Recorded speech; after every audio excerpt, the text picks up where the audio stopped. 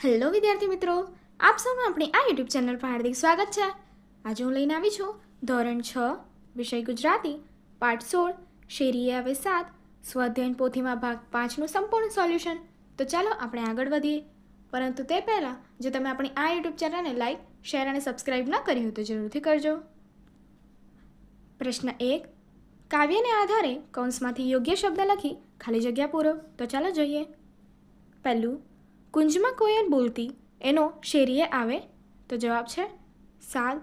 ત્યારબાદ બીજું, આંબા ઉપર ખાલી જગ્યા ઝૂલી રહ્યો છે. જવાબ છે મોર. ત્રીજું, કોઈને મોટા મરવા અને કોઈને છે. જવાબ છે અંકોર. ત્યારબાદ ચોથું, ઘરનું નાનું આંગણું ગમે મોકળું મોટું. તો જવાબ આવશે વન. અને પાંચમું, આંબાવાડીમાં હજુ પોરની ખાલી જગ્યા યાદ છે. તો જવાબ છે તાજી. આગળનો પ્રશ્ન જોઈએ. પ્રશ્ન 2. પ્રશ્ન 1ના કૌંસમાં આપેલા શબ્દનો ઉપયોગ કરી નવું વાક્ય બનાવો. તો ચલો જોઈએ. ઉદાહરણ: સાદ. પોલીસે મોટેથી સાદ પાડી અમને ઊભા રાખ્યા. ત્યારબાદ મોર. ચોમાસામાં આકાશમાં વાદળ જોઈને મોર કળા કરી નાચે છે. ત્યારબાદ બીજું છે મોર. આંબાના ઝાડ પર પુષ્કળ મોર બેઠો છે. ત્રીજું તાજી. સ્વાસ્થ્ય માટે હંમેશા તાજી અને ગરમ રસોઈ જ જમવી જોઈએ. ચોથું મીઠી. કોયલની બોલી સાંભળવી સૌને ખૂબ જ મીઠી લાગે છે. પાંચમું અંકુર. વરસાદ પડતા જ જમીનમાંથી નવો અંકુર ફૂટી નીકળ્યો. છઠ્ઠું વન. ગીરનું વન સિંહના નિવાસસ્થાન માટે વિશ્વમાં પ્રખ્યાત છે. સાતમું દન. આજનો આખો દન કામમાં ને કામમાં કેવી રીતે વીતી. આગળ પ્રશ્ન 3. એક પછી એક કડી ઉકેલતા જાઓ અને અંતિમ ઉત્તર મેળવો. ઉદાહરણ જોઈએ. હું ઉડી શકું છું. જવાબ છે પતંગ, પક્ષી અને વિમાન. બીજું, મારી પાંખ છે. જવાબ છે પક્ષી અને વિમાન. ત્રીજું, મારી પીછા છે. તો જવાબ છે પક્ષી. પહેલું, હું ઉડી શકું છું. પતંગ, કોયલ, વિમાન, ફૂંદુ અને કાગડો. મારી પાંખ છે. તો જવાબ છે કોયલ, કૂંદુ અને કાગડો.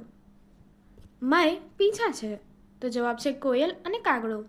મારો રંગ કાળો છે. તો જવાબ છે કોયલ અને કાગડો. અને મારો અવાજ મીઠો છે. તો જવાબ છે કોયલ. ત્યારબાદ બીજું જોઈએ. હું હવામાં આમ તેમ ઝૂલું છું. આંબો, ડાળી, કોયલ, કેરી, મોર. મારો રંગ લીલો છે. જવાબ છે આંબો, ડાળી, કેરી. મારે મીઠી સુગંધ છે. જવાબ છે કેરી. મારો સ્વાદ ખાટો છે. જવાબ છે કેરી. ત્યારબાદ પ્રશ્ન 4. કાવ્યમાં આવતા શબ્દો પસંદ કરી એ શબ્દોથી નવું વાક્ય લખો. ઉદાહરણ: કોયલ, આંબાવાડી, ડાળ, આંબો. વાક્ય: આંબાવાડીમાં કોયલ આંબા ડાળે બેઠી છે. હવે શબ્દ જોઈએ. તો પહેલું, કુંજ, કોયલ અને સાદ. વાક્ય: કુંજમાં કોયલનો મીઠો સાદ સંભળાય છે. બીજું, આંબાવાડી, આંબો અને ડાળ. આંબાવાડીમાં આંબાની ડાળ ઝૂલે છે. ત્રીજું, મોર, ડાળ, ઝૂલતો. મોર ડાળ પર ઝૂલતો દેખાય છે. ચોથું, આંગણું, બાળકો રમે. આંગણામાં બાળકો આનંદથી રમે છે. પાંચમું, વન, ભેરું ખેલે. વનમાં ભેરું મિત્રો સાથે ખેલે છે. ત્યારબાદ પ્રશ્ન 5. કાવ્યમાંથી 2 પંક્તિઓ જાતે પસંદ કરો અને તેમને સરળ ભાષામાં લખો.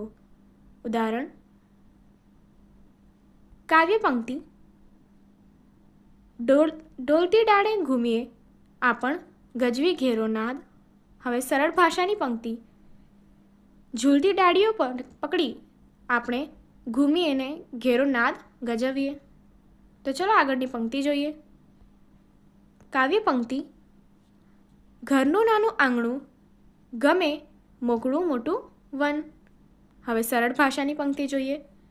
ઘરનું નાનું આંગણું અમને તો વિશાળ વન ગમે છે. ત્યારબાદ ફરી કાવ્ય પંક્તિ: હાલીએ ભેરું કાયર જે કોઈ હોય તે રહે બાદ. અને ત્યારબાદ ફરી સરળ ભાષાની પંક્તિ જોઈએ. ચાલો મિત્રો, જે ભેરું એટલે કે કાયર હોય એ ભલે ન આવે. આગળ પ્રશ્ન 6. આપેલ કાવ્યને આધારે પ્રશ્નના ઉત્તર લખો. તો ચાલો જોઈએ. કાવ્ય છે ઝરતું ઝરણું. વિકટ વનોમાં ને ખીણોમાં ઝરતું તું ઝરણું. ઝટપટ ઝટપટ દોડી જાતું જાણે કો હરણું. ઝાડોના ઝુંડોને જોતું જંગલની કુંજોને જોતું. ગુફાખોરને ખીણો જોતું ગીરી ગીરીએ ગાતું. આનંદે સરતું ઘડીકમાં પંથ બદલતું ક્યાંય તુરડતું. થાકી જઈને છેવટે શાને સરિતાને મળતું. હવે પ્રશ્નો જોઈએ. પહેલો પ્રશ્ન, ઝરણું ક્યાંથી દોડી આવે છે? જવાબ, ઝરણું વિકટ વનોમાંથી અને ખીણોમાંથી દોડી આવે છે. બીજો પ્રશ્ન, ઝરણાને હરણા સાથે કેમ સરખાવ્યું હશે? જવાબ, ઝરણું ઝટપટ અને ચપળતાથી દોડી જાય છે, તેથી તેણે હરણા સાથે સરખાવ્યું છે. ત્રીજું, ઝરણું રસ્તામાં શું શું જોતું આવે છે? જવાબ, ઝરણું રસ્તામાં ઝાડોના ઝુંડ, જંગલોની કુંજો, ઘોરી ગુફાઓ અને ખીણો જોતું આવે છે. આગળ ચોથો પ્રશ્ન, ઝરણું વહેતું વહેતું થાકી જાય ત્યારે શું કરતું? જવાબ, ઝરણું વહેતું વહેતું થાકી જાય ત્યારે સરિતાને એટલે કે નદીને મળી જાય છે. ત્યારબાદ પાંચમો પ્રશ્ન, કાવ્યમાં પ્રકૃતિના કયા કયા તત્વોનો ઉલ્લેખ થયેલ છે? જવાબ, આ કાવ્યમાં વિકટ વનો, ખીણો, ઝરણું, ઝાડોના ઝુંડો, જંગલની કુંજો, ગુફાઓ, ગીરી એટલે કે પર્વતો અને સરિતા એટલે કે નદી જેવા પ્રકૃતિના તત્વોનો ઉલ્લેખ થયેલો છે. પ્રશ્ન 7. નીચેના પ્રશ્નના ઉત્તર લખો. પહેલો પ્રશ્ન, બાળકને પોરની યાદ તાજી શા માટે થઈ હશે? જવાબ, કુંજમાં કોયલ બોલતી હોવાથી અને તેનો સાદ શેરી સુધી આવતો હોવાથી બાળકને પોરની યાદ તાજી થઈ હશે. બીજો પ્રશ્ન, બાળકને આંબાવાડીમાં શું શું જોવા મળશે? જવાબ, બાળકને આંબાવાડીમાં કોયલ, મોર, ઝૂલતી ડાળીઓ, પાંદડા અને આંબા જોવા મળશે. ત્રીજો પ્રશ્ન, બાળકને આંબાવાડી શા માટે ગમે છે? જવાબ, આંબાવાડીમાં ખુલ્લું વાતાવરણ છે, પક્ષીઓનો મધુર સાદ છે અને ક્લાસીસ નિર્ભયતાથી રમવા મળે છે, તેથી બાળકને આંબાવાડી ગમે છે. ચોથો પ્રશ્ન, બાળકને ક્યાં રમવું ગમે છે અને શા માટે? જવાબ, બાળકને ઘરના નાના આંગણામાં અને મોટા વનમાં રમવું ગમે છે, કારણ કે ત્યાં કોઈનો રંજાડ નથી અને મનભર રમવાની મજા મળે છે. પ્રશ્ન 8. કાવ્યને આધારે આંબાવાડી વિશે 7 થી 8 વાક્ય લખો. આંબાવાડીમાં કુંજમાં કોયલ મધુર સ્વરે બોલતી હોય છે, તેનો સાદ શેરી સુધી સંભળાય છે. આંબાવાડીમાં ઝૂલતી ડાળીઓ પર મોર નાચતો જોવા મળે છે. લીલા પાંદડા અને આંબાના વૃક્ષો આખું વાતાવરણ મનોહર બનાવે છે.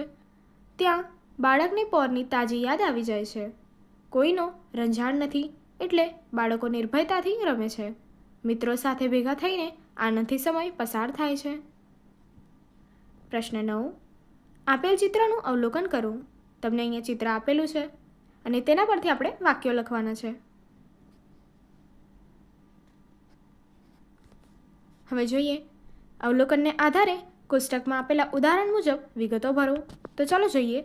અહીં આપણને જાતિવાચક નામ અને સ્થળ દર્શાવતા શબ્દો એ વચ્ચે આપણે લખવાનું છે. તો જાતિવાચક નામમાં છે ઉદાહરણ કેરી. તો એવી રીતે બીજા શબ્દો લખીએ તો બાળક, વૃક્ષ, પથ્થર અને પાણી. અને બીજું છે સ્થળ દર્શાવતા શબ્દો. તો એમાં ઉદાહરણ છે ઉપર. ત્યારબાદ બાકીના શબ્દો જોઈએ. ડાળી પર, મેદાનમાં, નીચે, પથ્થરોની વચ્ચે. હવે કીધું તે પ્રમાણે કોષ્ટકમાં આપેલી વિગતોને આધારે વાક્ય બનાવો. ઉદાહરણ, ચિત્રમાં એક વૃક્ષ છે. આંબાની ડાળી ઉપર 3 બાળકો બેઠા છે. ત્રીજું, થોડા બાળકો ઝાડની નીચે પથ્થર પર બેસીને રમી રહ્યા છે. ચોથું, નદીમાં પથ્થરોની વચ્ચેથી પાણી વહી રહ્યું છે. અને પાંચમું, ઝાડ પર ઘણી બધી કેરી લટકી રહી છે. આગળની એક્ટિવિટી જોવા માટે અહીં આપેલી એન્ડ સ્ક્રીન પર ક્લિક કરો. Thank you.